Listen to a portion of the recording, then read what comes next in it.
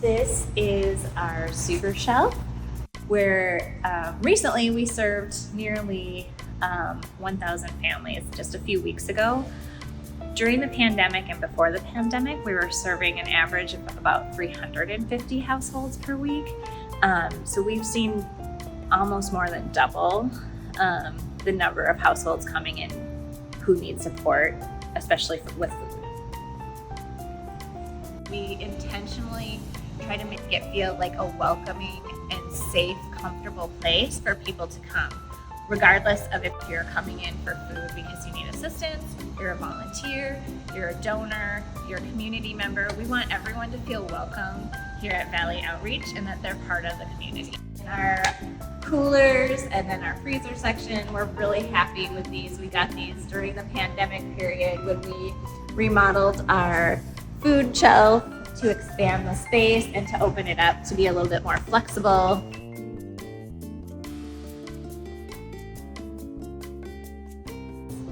All of the condiments are a really popular way to make all the healthy food that we have in the food shelf taste good and taste familiar. So if you can accessorize your food to a way that makes your palate happy, that makes us happy. One example of how we've been affected by inflation and other systemic issues is the egg shortage that all consumers experienced.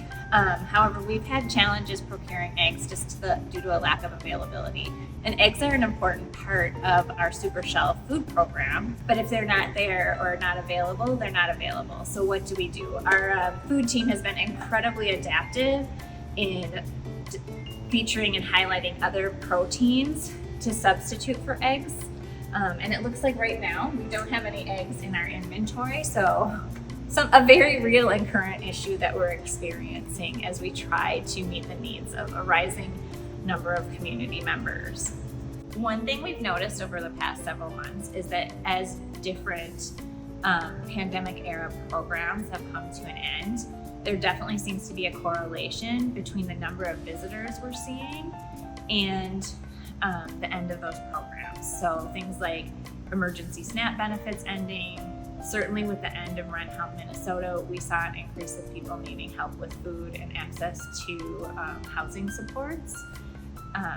And we're seeing a lot of new people who are coming to Valley Outreach who are new to our programs, new to coming to Valley Outreach, and many people who are new to the state.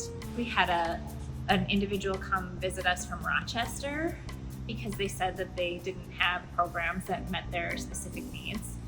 And they came up and they received a large box of food and they were very happy to have that. And we recognize that that's not a feel-good story, that we were happy to be able to help the person in the moment, but to us it shows that there's a big problem system-wide in being able to help people get the resources that they need. And we're really happy to be part of the community in Minnesota who's working really hard to help address those challenges because we're all in it together.